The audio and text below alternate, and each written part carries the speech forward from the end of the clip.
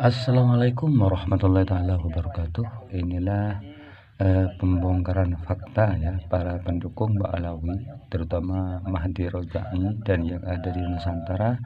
Ini dibongkar. Mari kita ikuti bersama. Aku tunggu sih udah upload apa belum, aku coba nanti. Jadi pergerakannya sudah mulai kebangetan kan. Akhirnya kemarin Pak dosen itu berani mengatakan Sultan Syarif Hamid gitu kan, mengenai itu tadi si Demang Leman itu sudah nggak bisa dibantah lagi karena kan datanya ori langsung dari Belanda dan Jerman kan gitu. Iya. Cuma kalau menghadapi Mukibin, mereka dikasih bukti seterang apapun mereka pasti mengelak kan gitu. Nah pertanyaan gini, kenapa dulu enggak gitu? Akhirnya Pak akademisi Unlam ini, Banjarmasin ini akhirnya kan gerah juga kan. Mereka sudah sejak 1864 kan dimaafkan kan itu, ditutupi apa udah biar nggak jadi polemik kan berkepanjangan mengenai keluarga Syarif Ali ini kayak gitu. Kok sekarang makin berusaha mengframing Martapura sekumpul kan gitu, masuk gitu. Langsung diblokir. Ini di belakang nih. Ini langsung blokir. Komentar. Cyril diblokir, Cyril blokir Cyril. Sudah. Total aja. Blokir aja. Total. Biar lanjut Kang Budi. Ya. Jadi akhirnya berbicaralah akademisi Unlam Universitas Lampung Mangkurat ini. Jadi memang udah keterlaluan Mbak Alawi di sana kan, sudah lama masyarakat Banjar itu berjuang. Akhirnya dibongkar juga bagaimana yang datang ke Kalsel itu untuk menggempur perlawanan Sultan Banjar yang melawan Belanda ini ya dari Jawa, dari Madura gitu. Jadi ya terang-terangan sudah dibuka-buka sekarang itu, udah mulai terbuka gitu. Nah, informasi kedua mengenai Mahdi Roja'i, kemarin aku tanya teman-teman di KUM. Jadi Mahdi Roja'i yang kemarin membela Mbak Alawing itu kan tinggal di kota KUM namanya. Nah, berita mengenai Mbak Alaweng yang meminta bantuan Sadat di Iran itu sudah terdengar oleh atasan pertahanan gitu. Sebenarnya sejak tahun 2016 itu sudah diamati pergerakannya oleh almarhum Dubes Octaviano. Itu sudah diamati. Cuma era itu mereka kan nggak bisa bergerak karena 2016 itu mereka sibuk menghadapi ISIS, ISIL dan lain-lain kan gitu. Nah, tetapi prediksi itu sudah ada bahwasannya mereka membuat rencana kan gitu. Maka meledaknya beberapa tahun ini kan. Nah, ada satu nama yang sekarang bermukim di kota KUM Iran sana, namanya adalah Ali Shahab, Habib Ali Shahab di sana. Itu sebenarnya dari Nakobah Iran itu kalau diperiksa batal gitu. Tetapi kenapa Mahdi Roja'i? Jadi Mahdi Roja'i itu adalah muridnya Mullah Arosi, namanya Mullah Arosi, yang mentaskik Sajaratul Mubarakah itu, itu cuma itu kan dipelintir lagi kan oleh si Rumailen itu. Nah, apa kepentingan Mahdi Roja'i mencari massa? Karena di Indonesia kan gagal. Jadi ketika ada di Syria, ini kan lagi KO nih. Jadi Iran itu punya kepentingan internasional, kepentingan global ya, untuk proksi namanya. Maka mereka memperkuat basis ideologi mereka di Yaman Utara, di Houthi, di Lebanon, terus di mana di Syria. Sementara Hasan Nasrullah itu kan sudah wafat kan, digempur oleh Israel kan. Terus Bashar Assad di Syria juga tumbang juga kan. Akhirnya Hizbullah yang di Syria maupun Lebanon nggak bisa bergerak kan gitu. Maka mereka akhirnya mau nggak mau, ya udah, mau nggak si orang-orang Alawing ingin meminta tolongan itu dengan tumbal suatu hari mereka harus berbaiat ke Syiah itu. Tetapi Tapi si Ali Shahabnya ini sudah berbait Syiah. Jadi ada orang Syiah Iran yang sekarang bermukim di Qum sana gitu. Karena kemarin yang di ICC, jadi datanya, jadi kalau Iran kan harus imamah ya, harus diketahui. Karena kenapa harus diketahui? Mereka harus ada bukti berbaitnya kapan, di mana, sama siapa kan. Misal bersahadat gitu nah. Nah akhirnya apa? Akhirnya yang ada di Indonesia itu nggak ada yang berani bergerak kan. Karena datanya kalau di Indonesia itu ada di ICC, Islamic Cultural Center di Pejaten, Jakarta sana gitu. Akhirnya mereka langsung melompat ke kota Qum di Iran sana gitu. Akhirnya bertemulah dengan Mahdi Rojai gitu. Nah satu bukti kayak gini, ini bisa memukul telak ini bagi Wafi dan si siapa? Rumail Abbas gitu.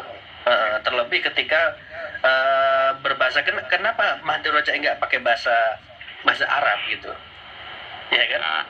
Nah di situ kan Mbak Arsi, di situ kan ada sigot hasarnya kan, ya kan? Di situ kalau misalnya Mahdi Rojai ini bisa kena itu. Kalau mau pakai bahasa Arab itu ya? Iya kan, di situ kan anaknya Ahmad bin Isa kan 3 itu kan, ya kan? Maka dia kalau bahasa Persia itu beda dengan bahasa Arab. Jadi jadi di sana itu nggak ada gender ya. Iya ya, nggak ada mutakar. Nah, sampai di sini sudah jelas ya, terungkap ya, bahwa tumbal maksudnya begini. Jadi Mahdi Rojai akan bisa mengisbat Ba'alawi asal nanti bersyahadat atau ikut Syiah seperti itu. Iya, dan dia Mahdi Rojai sengaja tidak berbahasa Arab ya, berbahasa Persia ya. Karena tidak ada istilah kata-kata yang berhubungan dengan gender di sana. Mari kita lanjutkan ya. Nggak ada mu'anas ya, ya. Jadi nggak ada gender di sana. Terus jumlah jamak juga nggak sedetail bahasa Arab kan gitu. Bahasa Persia itu beda kan gitu. Bahkan kata failnya kata kerja itu di belakang gitu. Misalnya aku lagi makan, man khordam gitu. Jadi ada di belakang, aku makan khordam mastam gitu. Jadi seperti itu. Itu salah satu strategi bagaimana Mahdi Rojai untuk berhati-hati. Ketika Mahdi Rojai berbahasa Arab dengan menukil beberapa silsilah 3 anak itu kan gitu. Di situ kan yang dipelintir, dan situ nggak berani Mahdi Rojai untuk melanjutkan lagi. Hanya bertendensi pada sugro wal istifadohnya gitu. Itu salah satu indikasi bahwasannya Mahdi Rojai sendiri tahu bahwasannya Ba'alawi ini terputus. Tetapi apa yang bisa nanti ditawar oleh Mahdi Rojai, apakah yang bisa dipersembahkan oleh Ba'alawi kepada Syiah ini gitu. Itu sudah dipelajari gitu.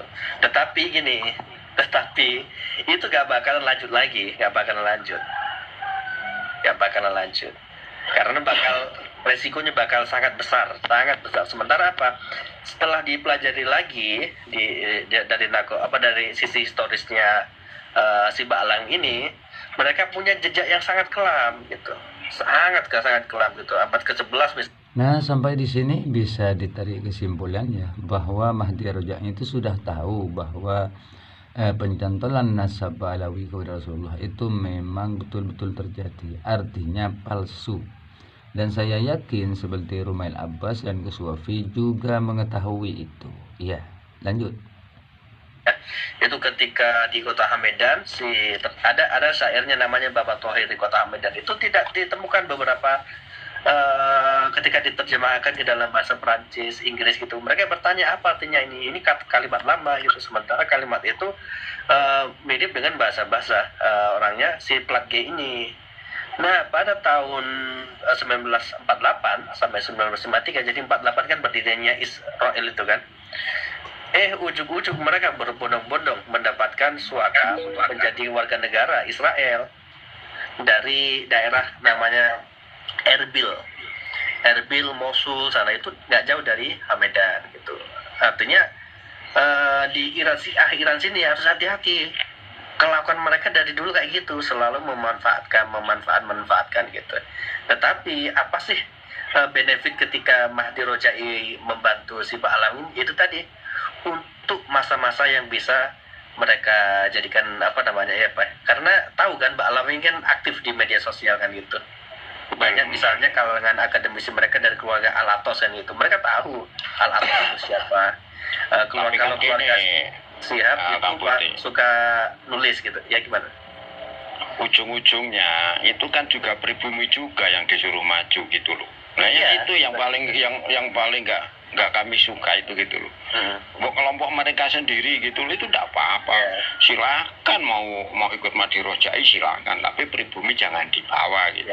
Maksud saya seperti itu. Nah, berarti kan intinya gini, berarti kalau ada dari Profesor Airlangga sudah ikut menyuarakan tentang Ba'alawi, itu yang pertama kan itu kan. Mohon maaf, itu Universitas Lambung Mangkurat Banjarmasin, bukan Airlangga. Oh iya. Kalimantan. Lambung Mangkurat itu kan berarti sudah ada yang menyuarakan. Alhamdulillah, berarti kan memang semua itu sudah dibukakan oleh Allah sehingga banyak yang ikut serta kan gitu Kang Budi. Kita wajib bersyukur itu gitu loh. Moga cepat terselesaikan masalah ini gitu loh. Tuh yang kedua, Mahdi Rojai menurut berita yang jenengan terima itu sudah nggak ikut campur dalam masalah Ba'alawi. Intinya kan gitu kan Kang Budi. Kalau ada yang salah dikoreksi nggak apa-apa. Ya. Monggo. Tinggal ini aja, tinggal ya. Lanjutkan. Ya, intinya gitu, setelah sudah terbaca kemarin akhirnya di PADN nggak ada follow up lagi, nggak ada follow up. Jadi sekarang nasibnya si Habib Ali Sahab ini tergantung-gantung di KUM. Ini gara-gara dosanya si Rufail Abbas ini. Iya betul. Jadi kasihan Al-Sab, karena dia mau cari green card kan, mencari berarti ini ya Kang Budi, mereka itu gali lubangnya sendiri. Iya benar gitu, maksudnya kan gitu kan, artinya jadi bunuh diri sebenarnya, bunuh diri si Rufail Abbas ini gitu. Karena apa? Di Syiah itu satu ya, mereka kan mengenal 12 imam ya. Imam terakhir adalah Imam Qasim Al-Qasim dari Basrah kan. Itu tahun 899 gitu. Jadi era-eranya tersitu. Dan ternyata kita tahu Ba'alawi muncul dari Ali As-Sakron itu kan abad ke-9 kan. Jadi setelah nggak ada imam Syiah itu, mereka berani muncul gitu. Semua kebongkar semua gitu akhirnya. Kebongkar kan. Terlebih si Husain itu kan di makamnya di Nisabur gitu. Nisabur dekat dengan salah satu imam besar di sana juga ada di Tus, kota Tus. Nisabur itu tidak jauh dari kota Qum juga, sekitar 200 km lah gitu. Nisabur. Ini Roy yang anaknya itu yang di Roy itu. Muhammad sama satunya. Ali di Roy kan gitu. Jadi terkuak semuanya gitu. Karena kemarin itu kan tahun 95 itu kan ditemukan beberapa kitab-kitab tulisannya dari Imam Ghazali di kota Tus ya, di Khorasan sana. Akhirnya kan dibangun di makamnya Imam Ghazali kan gitu. Nah, tidak jauh dari itu kan wafatnya 1111 kah gitu, atau berapa itu. Pokoknya abad ke-12 kan gitu. Imam Ghazali. Jadi kemunculan Ba'alawi ini ya setelah banyaknya ulama selesai. Terlebih waktu itu kan ada kesempatan ini orang-orang Seljuk kan. Orang dibawa oleh si Mongol kan untuk menghancurkan Baghdad kan gitu. Itu kesempatan karena nggak ada bukti-bukti tertulis di situ. Kan sungai Efrat atau di Baghdad itu kan sampai hitam karena dibakar itu, dihancurkan oleh Mongolia kan gitu. Disitulah celah-celah Ba'alawi untuk menulis sejarah baru, untuk membuat ini membuat itu gitu. Jadi yang hancur dinasti Abbasiyah itu nggak cuma Sunisia, semuanya hancur babak belur. Nah, ketika terputus beberapa keilmuan, terputus beberapa guru, akhirnya muncullah si Ba'alawang ini. Tetapi ketika kalau mereka muncul di daerah Irak atau di daerah Persia, itu gak bakal bisa. Karena di daerah Irak dan Persia terutama itu ada family. Jadi kalau kita ngisi form itu harus ada familinya apa gitu, nama keluarga, marganya apa keluarganya gitu. Itu dari imamah sudah ada memang orang Indonesia harus itu. Bahkan dijadikan ini kan administrasi nasional mereka kan gitu. Makanya mereka bergeraklah ke Kang Budi, ya? kira-kira Ba'alawi ada hubungannya nggak sama dinasti Fatimiyah? Aku nggak begitu paham ya. Tetapi ketika ada Dr. Sugeng kemarin kan 5 atau 6 hari yang lalu kan upload itu pergerakan plat G itu. Ya ternyata mereka sempat bermukim di wilayah Erbil itu, Mosul, wilayah Yahudi di sana. Kita tunggu aja bukunya Kiai Ja'far selesai, baru kita tahu tentang itu teman-teman. Sesungguhnya Fatimiyah ini lebih dekat ke ininya Mongolia sih kan gitu. Toh terlebih waktu itu kan akhirnya si Hulagukan atau siapa kan akhirnya menjadi Muslim kan. Ya, soalnya perilakunya itu sama. Jadi kan Fatimiyah itu kan dulu di Mesir kan mulanya dari kelompok-kelompok agama kecil yang mengaku sebagai jual Rasulullah. Tapi kan sebenarnya kan masa Abbasiyah itu kan nggak mengakuinya gitu, mengingkarinya gitu sebenarnya gitu. Iya. Dan si Fatimiyah sendiri itu dihajar oleh Syiah Persia juga. Jadi aneh itu ngakunya mereka kan Syiah, tapi di Persia sendiri itu nggak cocok juga kan gitu. Jadi memang lebih dekat ini buatan mereka gitu, lebih ke arah ke Yahudengan gitu kan. Gitu. Jadi itu benar-benar politik gitu. Karena gini, kemarin aku tanya ke teman-teman yang yang masih Syiah di sana. Kenapa kalian nggak begitu aktif lagi gitu? Karena mereka juga menyadari bahwasanya kemunculan Syiah itu gara-gara politik gitu. Maka kalau makin berlebar maka setelah itu kan agama ini kan jadikan komoditas politik kan. Itu seperti munculnya si Ba'alawang ini kan sebuah komoditas juga. Mencari massa untuk memperbodoh masyarakat di Indonesia. Ujung-ujungnya apa? Lemah ininya kan, ke intelektualnya kan lemah. Tujuannya merusak Alik. Tapi kalau di Iran ini imamiyahnya masih dinasti nggak? Apanya? Imamiyahnya, pemimpin imamnya nih Khomeini ya, yang sekarang ya? Nggak, di sana nggak ada dinasti. Di sana berdasarkan ke ini yang jadi imam harus Sayyid Sarif. Hanya ini paling seberapa nanti. Kalau si imamah harus ini Dzurriyyah Rasul kan. Sama masih nyemprot no. Dengan cirinya mereka Iki ngabate iki paling seberapa nanti kemang. cirinya mereka kan disebut mullah ya. Mullah itu syekhnya di sana. Itu yang memakai sorban hitam. Nah itu berarti Sayyid Sarif gitu. Jadi cilpo iki gini ibu. Gitu. Jadi syaratnya harus mereka bersorban hitam untuk menjadi imam besar. Bentar lagi kan sudah waktunya kan, sudah mulai tua kan si Khomeini ini kan. Muka batok iki. Yang melanjutkan pun kayaknya bukan anaknya gitu. Sama lah kalau di pesantren di Jawa Timur itu kan berdasarkan keilmuan kan. Misalnya ayahnya Abdurrahman Hasyim Asy'ari, ya Asy'ari itu kan menantu dari Kiai Utsman kan. Gitu. Begitu juga dengan siapa pendiri Lirboyo itu Kiai Rahmanan. Nah, itu kan datang dari Salatiga atau mana Magelang kan, Magelang gitu ya. Jadi berdasarkan keilmuan. Begitu juga dengan di Syiah itu berdasarkan keilmuannya juga. Nah, tugas dari Ba'alawang ini adalah merusak keilmuan gitu.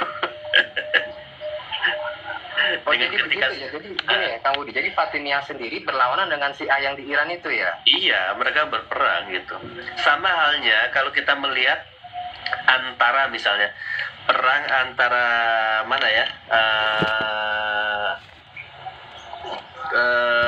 Turki dengan ini wilayah bukan yang sekarang jadi Azerbaijan gitu dah. Suku Kurdi. Bukan. Dahulu gitu. Banyak pertemuan. Atau misalnya dulu perang Irak gitu, itu kan politik kan gitu. Iya. Kalau urusan perang kan dengan beda sekali. Nah, tetapi yang ada di yang disebut Fatimiyah itu justru nggak ada hubungan sama sekali dengan mullah kan sebut mullah kan gitu. Itu nggak ada gitu. Ya, maka dari dulu memang Fatimiyah ini kan memang sudah banyak yang mengingkari tentang ketersambungannya itu kan. Jadi emang nih orang nih manusia dari mana kita nggak ngerti ya gitu. Soalnya haplogrupnya kan G ya. Iya. Karena Fatimiyun kan dari nama Fatimah kan, hingga akhirnya menjadi salah satu universitas tertua, namanya Al-Azhar, itu dari kata Fatimah Zahra atau sebenarnya itu. Ya, sedangkan pemimpin pertama Ubaidah Al-Mahdi ini kan juga dia kan punya darah Yahudi kan. Ya. Pertanyaan kan gini, ketika mereka di Masjid Fatimiyah itu memang eksis dan itu bermazhab Syiah, buktinya sekarang nggak ada turunannya. Itu loh. Itu harus ini telak ya. Kalau mereka dulu eksis, bahwasanya dulu leluhurmu adalah dari Fatimiyah, kan ini ya ada pohon asapnya, ya kan? Bagi secara mubasar atau musajar kan gitu. Iya kan? Jadi kesimpulannya begini. Seandainya kata dia Syiah ini Balawi, Syiahnya Syiah palsu gitu. Iya, mereka sih saya model-model cari suaka politik aja gitu. Iya. Sama yang mereka lakukan terhadap nakobah yang ada di Qum itu, di Iran itu. Sama persis sudah. Ya, makanya sebenarnya akidahnya juga sebenarnya agak melenceng dari akidah Syiah yang sebenarnya kan. Ya, ini sebenarnya sudah mulai arah sesat ya. Cuma ini pesan dari ini dapat pesan dari PWNU Kaltim kemarin kan kita ngobrol ya. Ini sudah mulai digeret-geret masuk mengenai Wahabi, mengenai Syiah gitu. Nah, kemarin Kiai Muklasin hadits salam, jangan sampai ikut-ikutan jadi sampai ke takfiri ya. Itu kafir kan gitu. Bagaimanapun kan si Ba'alawi ini kan sesat kan gitu. Iya. Ya, makanya kemarin salah satu yang tanggal 8 Desember 2000 tahun lalu itu 8 Desember itu kan PWNU Kaltim meluncurkan edaran kan. Toh ujung-ujungnya sekarang kan kalah kan. Sudah KO dari Kaltim sudah KO kan. Jadi salah satu poinnya adalah untuk mengawasi di musala-musala atau masjid rintisan NU dari ajaran khurafat itu kan. Sudah dipahami, disadari. Tetapi kejadian sekarang mereka setelah bahasa Jawanya diingoni oleh politikus di Kaltim, akhirnya mereka merajalela. Tanggal 19 kemarin ada di Pondok Pesantren Kilo 19 itu mendatangkan baklaweng langsung diimpor dari Tarim sana, didanai oleh pengusaha-pengusaha Kaltim. Sampai ambil mantu Habsi Lumajang gitu. Jadi ya sudah pertarungan di Kaltim sangat keras. Makanya dari situ di Universitas Lambung Mangkurat Banjarmasin pun akan bicara gitu. Karena pergerakan mereka di Martapura, di Sekumpul makin masif gitu. Ini terjadi kenapa? Terjadi karena di Jawa makin susah lahan duit mereka kan. Di Jawa masyarakat cuma masyarakat sangat banyak, padat, dan mulai banyak yang sadar. Bang Budi, yang saya lihat itu banyak yang didatangkan langsung dari Tarim, maksudnya dari sana, dari Yaman langsung dibawa ke sini, ke Indo gitu loh. Iya, langsung diimpor. Dinikahkan sangat ekonomi kan gitu. Akhirnya ya beranak pinak di sini lagi. Iya. Oh ya, salah satu ini kemarin aku kaget juga. Aku bilang juga bahwasanya salah satu ajaran Ba'alawi yang mirip Yahudi. Dan ini sama seperti marga Yahudi yang di Iran itu Benyamin ya. Nah, marga Benyamin itu beberapa mereka yang masih kolot itu melarang anak-anak Benyamin wanita menikah dengan non Benyamin. Itu terjadi. Jadi si Ba'alawi kan gitu. Tasaripeng ini haram kan gitu kan. Nah, sementara di Iran sendiri, Syiah sendiri di sana itu nggak ada fikih kayak gitu, nggak ada. Ya udah, anak putrinya siapa ya udah, dia bebas nikah dengan siapa. Yang penting kan ilmunya, yang penting tanggung jawab kan gitu. Jadi kan makin jelas gamblang kan gitu, bahwasanya ajaran-ajaran Ba'alawi ini makin kelihatan kalau ajarannya menyimpang kan gitu. Itu ajaran dari mana kan gitu. Ternyata ajaran itu banyak dilakukan oleh orang-orang Askenazi gitu. Jadi perlahan sudah mulai terkuat, tinggal bagaimana upaya kita yang sangat berat ini untuk menyadarkan yang sudah terlanjur cinta kan gitu. Masalahnya kan di rasa cinta gitu. Iya Sudah betul. cinta gimana? Itu. Susah. Saya Meskipun disakiti pun Kalau bilangnya saya tetap, sih Kang Budi, aku saya nggak berkatanya disakiti. dari zaman dinasti Fatimiyah aja lah, dari kelompok-kelompok kecil, mulai mendoktrin bahwa dia adalah juriah Rasul, begini, sampai berkuasa, akhirnya dia menggulingkan pemerintahan yang ada gitu kan. ya. Nah, sekarang kalau kita lihat mereka kan punya manuver-manuver politik gitu, yang kadang-kadang orang awam di bawah ini. Ya, demikianlah pengakuan penjelasan dari seorang mahasiswa di Kalimantan ya, tentang kedustaan para pengisbat Ba'alawi ya. Dan banyak sekali yang terbongkar di sini, yaitu kesamaan kemiriban Ba'alawi dengan Yahudi. Ini sudah dikupas tuntas ya. Semoga ya kita dapat sadar dengan terbongkarnya rahasia ini, karena apabila Allah menghendaki untuk hal ini terbongkar, maka tidak ada yang dapat membendung ya. Karena kebiasaan Ba'alawi itu adalah membongkar rahasia orang lain. Setelah rahasianya sendiri dibongkar oleh Allah, maka mereka tidak dapat membendung. Oleh karena itu umat Islam harus berhati-hati ya. Berhati-hati jangan sampai membongkar aib dan rahasia orang lain, karena nanti akan dibuka ya oleh Allah Subhanahu wa taala sebagai karma ya. Hukum karma akan berlaku. Sekian. Semoga tayangan ini dapat bermanfaat dan mendapat hidayah dari Allah Subhanahu wa taala, sehingga kita tidak salah dalam mencintai dan tidak salah dalam membenci, juga tidak salah dalam bersikap. Sekian. Wassalamualaikum warahmatullahi wabarakatuh.